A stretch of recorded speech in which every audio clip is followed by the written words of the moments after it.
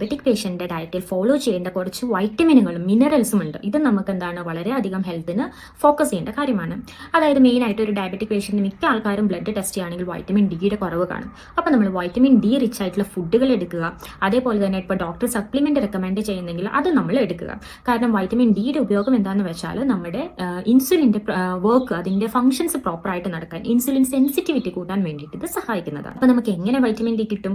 നമുക്കിപ്പം ഫോർട്ടിഫൈഡ് ആയിട്ടുള്ള diary products use ചെയ്യാം. അതേപോലെ തന്നെ നമുക്ക് കൊഴുപ്പടങ്ങിയ മത്സ്യങ്ങൾ, മുട്ട, അതേപോലെ ഫ്ലാക്സ് സീഡ്, ഒമേഗ 3 അടങ്ങിയിട്ടുള്ള ഫ്ലാക്സ്, ചിയ സീഡുകൾ, അതുപോലെ തന്നെ നമുക്ക് വെയിൽ കൊള്ളുന്നതിലൂടെയും നാച്ചുറലായിട്ട് നമ്മുടെ ബോഡിയിൽ വൈറ്റമിൻ ഡി പ്രൊഡക്ഷനെ ഹെൽപ്പ് ചെയ്യുന്നതാണ്.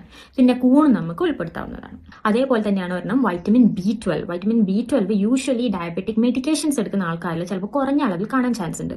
അപ്പോൾ അതിനെ ഓവർകം ചെയ്യാനായിട്ട് നമ്മൾ വൈറ്റമിൻ B12 അടങ്ങിയിട്ടുള്ള ഭക്ഷണങ്ങൾ നമ്മൾ ഉൾക്കൊള്ളാൻ ശ്രമിക്കുക.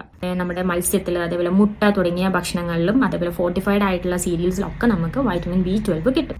കൂടുതലായിട്ടും വൈറ്റമിൻ B12 പാൽ ഉൽപ്പന്നങ്ങളിലും അതേപോലെ തന്നെ നോൺ വെജ് മീറ്റ് ഉൽപ്പന്നങ്ങളിലുമാണ് കൂടുതലായിട്ടും കണ്ടുവരുന്നത്. പിന്നെ നമുക്ക് വെജിറ്റബിൾ സോഴ്സിൽ നോക്കുകയാണെങ്കിൽ തന്നെ ചില കൂണുകളിലും ഒക്കെയാണ് വൈറ്റമിൻ B12 കാണുന്നത്. പിന്നെ നമ്മൾ ശ്രദ്ധിക്കേണ്ടതാണ് വൈറ്റമിൻ സി. ആന്റി ഓക്സിഡന്റ് ആയിട്ടുള്ള നമ്മുടെ ഇമ്മ്യൂണിറ്റി ഇംപ്രൂവ് ചെയ്യാൻ ഹെൽപ്പ് ചെയ്യുന്ന ഒന്നാണ് വൈറ്റമിൻ സി.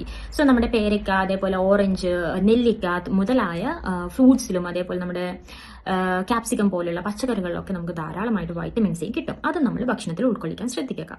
ഇനി ഒരു ഡയബറ്റിക് പേഷ്യന്റിന് ആവശ്യമായിട്ട് വരുന്ന ചില മിനറൽസ് ആണ് നമ്മുടെ മഗ്നീഷ്യം, സിങ്ക്, ക്രോമിയം മുതലായവ.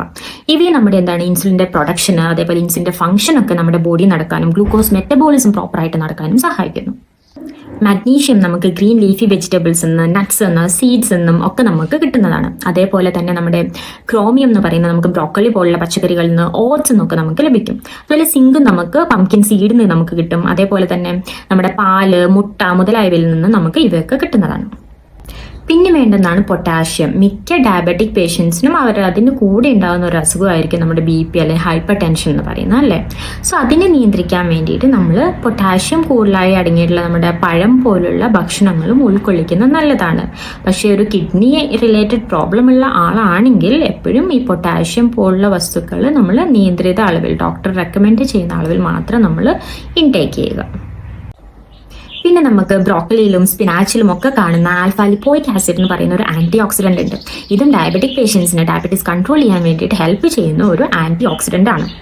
ഇപ്പോൾ എനിക്ക് ഏകദേശം നിങ്ങൾക്ക് ഒരു ഡയബറ്റിക് പേഷ്യന്റിന് വേണ്ട ന്യൂട്രീഷ്യൻസ് അല്ലെങ്കിൽ അതിന് വേണ്ട പോഷകങ്ങൾ എന്തൊക്കെയാണെന്ന് മനസ്സിലായി എന്ന് കരുതുന്നു.